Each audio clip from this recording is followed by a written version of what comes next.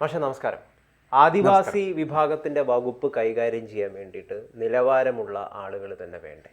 അതുതന്നെയല്ലേ സുരേഷ് ഗോപി ഉദ്ദേശിച്ച ഈ ഉന്നത കുലജാതർ? നമുക്ക് കേൾക്കുമ്പോൾ അതിലെന്താണ് തെറ്റ് എന്ന് ചോദിക്കുന്ന ഒരുപാട് പേരുണ്ടാവും.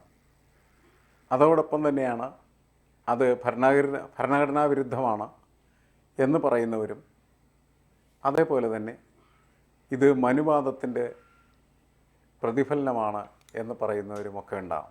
ഈ പറയുന്നതിലൊക്കെ കുറേശ്ശെ ശരികൾ കിടക്കുന്നുണ്ടാകും. പക്ഷെ പ്രശ്നം എന്താണ്? നമ്മൾ ജീവിക്കുന്നത് ഒരു ആധുനിക കാലഘട്ടത്തിലും ജനാധിപത്യ സംവിധാനത്തിലും ജനാധിപത്യ പ്രക്രിയയിലുമൊക്കെ. അങ്ങനെ നമ്മൾ ജീവിക്കുന്ന സമയത്ത് നമുക്കറിയാം, ആദിവാസികൾക്ക് വേണ്ടി സർക്കാർ ചിലവഴിച്ച ഫണ്ട് പരിശോധിച്ചാൽ വളരെ വളരെ വലിയൊരു ഫണ്ടാണ് ഇതുവരെയായിട്ടും ചിലവഴിക്കപ്പെട്ടത്. ആ ചിലവഴിക്കപ്പെട്ട ഫണ്ടിനനുസൃതമായിട്ടുള്ള രീതിയിലുള്ള വളർച്ചയോ വികാസമോ ഒന്നും അതിനകത്തുണ്ടായിട്ടില്ല എന്നുള്ളത് ശരിയാണ്. എന്തുകൊണ്ടതുണ്ടായിട്ടില്ല എന്ന് ചോദിച്ചാൽ അതിന് നമുക്ക് കൃത്യമായിട്ട് ഉത്തരവുണ്ട്. അങ്ങനെ ഒഴുകുന്ന ഫണ്ട് മുഴുവനും തടയണ വെച്ച് പിടിച്ച് അടിച്ചുകൊണ്ട് പോകുന്ന സംഭവമാണ് നമ്മുടെ രാജ്യത്ത് ഇതുവരെ നടക്കുന്നത്. ഇപ്പോഴും നടക്കുന്നത് അങ്ങനെയാണ്, മാറാനൊന്നും പോകുന്നില്ല. കാരണം മനുഷ്യൻ്റെ ഈ പണാർത്തി എന്ന് പറഞ്ഞാൽ ഒരിക്കലും അവസാനിക്കില്ല. അപ്പോൾ ഈ തടയണ വെച്ച് പിടിക്കുന്നത് ഉദ്യോഗസ്ഥന്മാരാണ്. ആ ഉദ്യോഗസ്ഥന്മാർക്ക് അതിനെ ഒത്താശ ചെയ്തു കൊടുക്കുന്ന രാഷ്ട്രീയ നേതാക്കളുമാണ്. അങ്ങനെ യഥാർത്ഥത്തിൽ സർക്കാർ ആദിവാസികളെ പുനർജീവിപ്പിക്കുന്നതിന് വേണ്ടിയിട്ട്, അതുപോലെ പുനരധിവസിപ്പിക്കുന്നതിന് വേണ്ടിയിട്ട് കാട്ടിൽ നിന്ന് അവരെ പിടിച്ചുകൊണ്ടുവന്ന് നാട്ടിൽ കൊണ്ടുവന്ന് അവരുടെ ആവാസ വ്യവസ്ഥയെല്ലാം തകർത്ത് പുതിയ രീതിയിൽ ആക്കി അവരെ നല്ല മനുഷ്യരാക്കി മാറ്റാനുള്ള ശ്രമമാണ് നടത്തിക്കൊണ്ടിരുന്നത്. പക്ഷേ അത് പരാജയപ്പെടുന്നു. അങ്ങനെ പരാജയപ്പെടുമ്പോൾ എന്തുകൊണ്ട് പരാജയപ്പെടുന്നു എന്നൊരു ചോദ്യം ഉയരുകയും അതിൻ്റെ ഉത്തരമാണ് സുരേഷ് ഗോപിയിൽ നിന്ന് നമ്മളിപ്പോൾ കേട്ടത്. അദ്ദേഹം പറഞ്ഞ ഉന്നത കുലജാതൻ, ബ്രാഹ്മണൻ, അതല്ലെങ്കിൽ അതിന് സമാനമായിട്ടുള്ള ഏതെങ്കിലും ജാതിക്കാർ, അവർ ഈ വകുപ്പ് ഭരിച്ചാൽ മാറ്റം വരും എന്നുള്ളതാണ് ഇതിൻ്റെ അപകടകരമായിട്ടുള്ള വായന. ഇതിനെ അപകടകരമായിട്ട് നമുക്ക് വായിക്കുമ്പോഴുള്ള പ്രശ്നം എന്താണ്? സുരേഷ് ഗോപിക്കകത്ത് നിൽക്കുന്ന ഒരു എന്താണ് നമുക്ക് പറയാവുന്നത്, പഴയ കാലത്തെ ഒരു സങ്കല്പം, ആഢ്യസങ്കല്പം, ഫ്യൂഡൽ സങ്കല്പം, ബ്രാഹ്മണ സങ്കല്പം, ബ്രാഹ്മണിക്കൽ കൺസെപ്റ്റ് എന്നൊക്കെ പറയുന്നത് പുറത്തിയാടി വരുന്നതാണ്. ബ്രാഹ്മണൻ എന്ന് പറഞ്ഞാൽ എല്ലാത്തിനും ശേഷിയുള്ളവൻ എന്നുള്ള അർത്ഥത്തിൽ പ്രയോഗിക്കപ്പെടുന്നതാണ്. ചാതുർവർണ്ണ വ്യവസ്ഥയുടെ കാലത്ത് നിൽക്കുന്ന സങ്കല്പമാണ് ശരിക്കും പുറത്തേക്ക് വരുന്നത്. അതാണ് പ്രശ്നം എൻ്റെ. കാരണം അന്ന് ഏറ്റവും പ്രഗത്ഭരായിട്ടുള്ള ആളുകൾ, ഏറ്റവും കഴിവുള്ള ആളുകൾ അവരാണ് ബ്രാഹ്മണർ, അവരാണ് പുരോഹിതർ, അവരാണ് ദൈവമായിട്ട് സംവദിക്കാനായിട്ട് കെൽപ്പുള്ള ആളുകൾ. രണ്ടാമത്തെ വിഭാഗമാണ് ക്ഷത്രിയർ എന്ന് പറയും. അവരാണ് കായിക പോരാളികൾ, യോദ്ധാക്കൾ.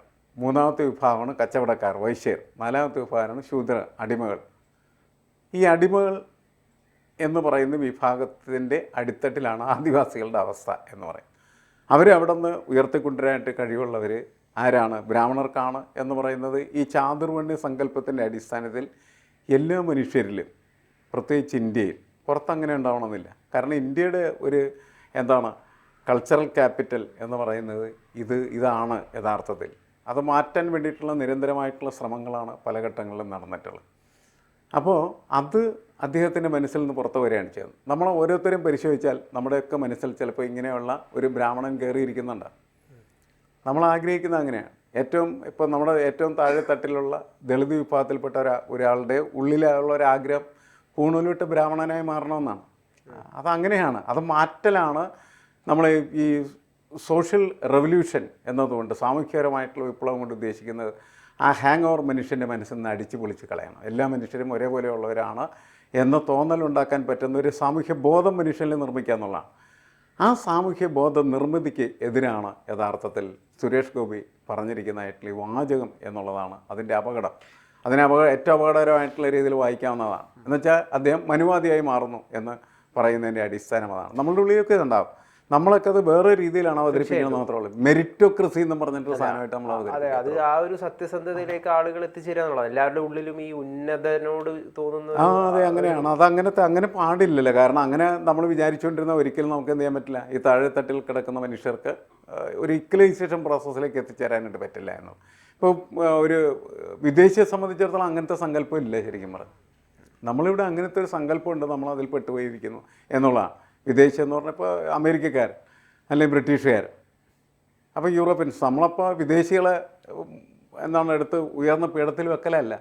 അവർക്ക് അങ്ങനത്തെ ഒരു സ്ട്രക്ചർ ഓഫ് മൈൻഡ് ഇല്ല എന്നുള്ളതാണ്. നമുക്ക് ഇങ്ങനത്തെ ഒരു സ്ട്രക്ചർ ഓഫ് മൈൻഡ് നമുക്കതിന് മറികടക്കേണ്ടത് ആവശ്യമാണ്. ഏറ്റവും കൂടുതൽ ഇതിനെ എതിർക്കാൻ സാധ്യതയുള്ളത് ആദിവാസി വിഭാഗത്തിൽപ്പെട്ട നേതാക്കളാണ്. ജാനുവൊക്കെ അതിനെ അതിശക്തമായിട്ട് എതിർത്തുണ്ട്, പൊട്ടിത്തെറിച്ചാണ് പറഞ്ഞിരിക്കുന്നത്. അതേപോലെ നമ്മളുടെ ഇവിടുത്തെ ആദിവാസി പട്ടിക വർഗ വിഭാഗത്തിൽപ്പെട്ട് വന്നിരിക്കുന്നതായിട്ടുള്ള നമ്മുടെ മന്ത്രി കേളുവും അതേപോലെ തന്നെ അതിനെതിരെ തന്നെയാണ് അവരെല്ലാം സംസാരിക്കുക. അത് അവരുടെ സ്വത്വബോധത്തിൻ്റെ പ്രശ്നമാണ്. നീയൊന്നും ഒന്നിനും കൊള്ളില്ല എന്ന് ആര് പറയുകയാണ് ചെയ്യുന്നത്? സുരേഷ് ഗോപി പറയുകയാണ് ചെയ്യുന്നത്. എന്നുവെച്ചാൽ ആദിവാസി വിഭാഗത്തിൽ നിന്ന് വന്ന ഒരുത്തനും ഒരു തരത്തിലുള്ള കഴിവുമില്ലാത്തവനാണ് എന്നുള്ള പ്രഖ്യാപനമാണ് ഇതിൻ്റെ അപകടകരമായ വായന. ഒരുപക്ഷെ അദ്ദേഹം അങ്ങനെ ഉദ്ദേശിച്ചിട്ടുണ്ടായിരിക്കില്ല, പക്ഷേ അദ്ദേഹം അങ്ങനെ പറഞ്ഞു കഴിയുമ്പോൾ അത് അങ്ങനെയാണ് വരുന്നത്. അത് ശരിയല്ല എന്നുള്ളതാണ്. അത് മാറ്റുക എന്നുള്ളതാണ് നമ്മളുടെ ആത്യന്തികമായിട്ടുള്ള ലക്ഷ്യം. അപ്പോൾ വളരെ കൃത്യമായിട്ടുള്ള രീതിയിൽ നമ്മുടെ സമൂഹത്തിൽ ഇടപെട്ട് സമൂഹത്തെ മാറ്റുക. ഇപ്പോൾ ഒരു മന്ത്രി ഇത് പറയുമ്പോൾ ഉള്ള അപകടം എന്ന് പറഞ്ഞിട്ടുണ്ടെങ്കിൽ, മന്ത്രിമാരിൽ നിന്ന് വരുന്ന സന്ദേശങ്ങളൊക്കെ മെസ്സേജസ് ആയിട്ട്, എന്നുവെച്ചാൽ മാതൃകാപരമായിട്ടുള്ള സന്ദേശങ്ങളായിട്ട് മന്ത്രി ഇങ്ങനെയാണ് സംസാരിക്കണമെങ്കിൽ പിന്നെ എങ്ങനെയാണ് നമുക്ക് നമ്മുടെ സമൂഹത്തെ ഒരു സമത്വ തലത്തിലേക്ക് കൊണ്ടുവരുന്നതിനെക്കുറിച്ച് ചിന്തിക്കാൻ പറ്റിയ ബുദ്ധിമുട്ടുള്ളൊരു കാര്യമാണ്. ഈ തന്ത്രി കുടുംബത്തിൽ ജനിക്കണം, ബ്രാഹ്മണനായിട്ട് അടുത്ത ജന്മം ജനിക്കണം എന്നൊക്കെയുള്ള പരാമർശവും നേരത്തെ സുരേഷ് ഗോപിയുടെ വായിൽ നിന്ന് വന്നിട്ടുണ്ടായി. അന്നേരവും അതൊക്കെ വലിയ രീതിയിൽ വിമർശിക്കപ്പെടുകയും ചർച്ച ചെയ്യുകയും ചെയ്തതാണ്. അപ്പോൾ ഈ BJPൻ്റെ ഒരു MP ആയിട്ട് ആദ്യമായിട്ട് കേരളത്തിൽ നിന്ന് ഉയർന്നു വന്ന ഒരാൾ, അദ്ദേഹം വേണ്ട രീതിയിൽ അദ്ദേഹത്തിൻ്റെ ഒരു മികവിനെ ഇപ്പോൾ പിന്നീട് തെരഞ്ഞെടുപ്പിന് ശേഷം കാണിക്കുന്നില്ല എന്നുള്ള വിമർശനവും വല്ലാത്ത രീതിയിൽ വരുന്നുണ്ട്. അല്ലേ, ഇത് നമ്മളെ പൊളിറ്റീക്സിൽ ഇപ്പോൾ നമ്മൾ ഡിസ്കസ് ചെയ്യുന്നുണ്ട്. ഞാനും ഗൗതമൊക്കെ ഇരുന്ന് ചർച്ച ചെയ്തുകൊണ്ടിരിക്കുകയാണ് ചെയ്യുന്നത്. അപ്പോൾ ആളുകൾ കേട്ടുകൊണ്ടിരിക്കുകയാണ് ചെയ്യുന്നത്. നമ്മളുടെ ചർച്ച, നമ്മളുടെ വാക്കുകൾ, നമ്മളുടെ അഭിപ്രായം, നമ്മളുടെ നിലപാടുകളൊക്കെ നമ്മളിൽ നിന്ന് വരുന്നത് ഒരു ദിവസം കൊണ്ട് വരുന്നതല്ല. ഞാൻ 10-67 വയസ്സായി. ഈ കാലഘട്ടങ്ങളിൽ നിന്ന് ഞാൻ ഞാൻ സ്വരൂപിച്ചെടുത്ത എന്തോ ഒന്നാണ് എൻ്റെ വ്യക്തിത്വം, എൻ്റെ ഐഡൻറ്റിറ്റി എന്ന് പറഞ്ഞതാണ്.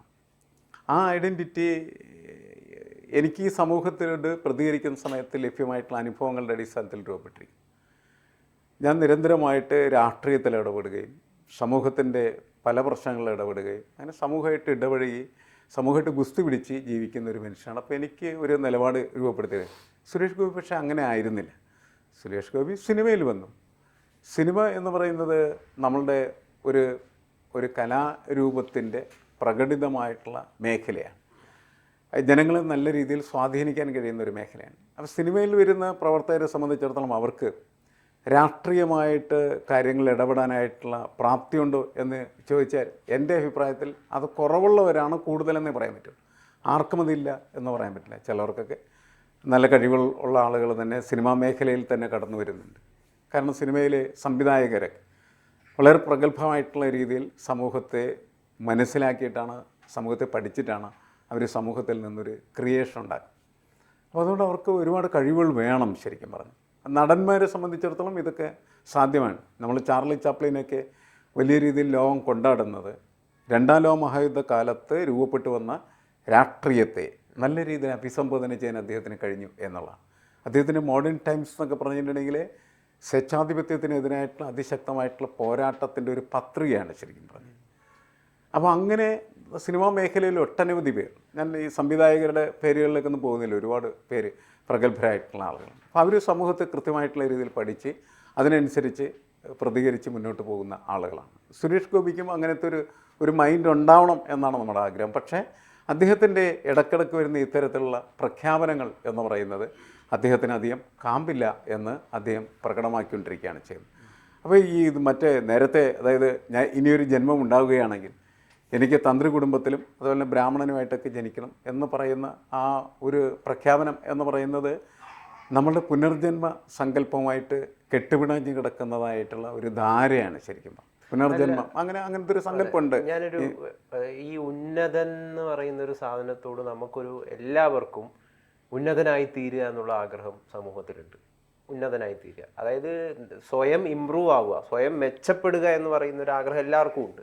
അപ്പോൾ അതിൻ്റെ ഭാഗമായിട്ട് ഉന്നതിയോട് നമുക്ക് എല്ലാവർക്കും ഒരു ആകർഷണീയത ഉണ്ടല്ലോ, അത് മാറുന്നുണ്ടോ എപ്പോഴും നമുക്ക് എപ്പോഴെങ്കിലും അയ്യോ ഞാനൊരു മോശപ്പെട്ടവനായി തീരട്ടെ എന്ന് ആരും ആഗ്രഹിക്കില്ല. ഇല്ല, നമുക്ക് നമ്മുടെ ഒരു ആഗ്രഹം ഐൻസ്റ്റീൻ ആവണമെന്നോ മഹാത്മാഗാന്ധി ആവണമെന്നോ അല്ലെങ്കിൽ നരേന്ദ്രമോദി ആവണമെന്നോ പിണറായി വിജയൻ ആവണമെന്നൊക്കെയാണ്.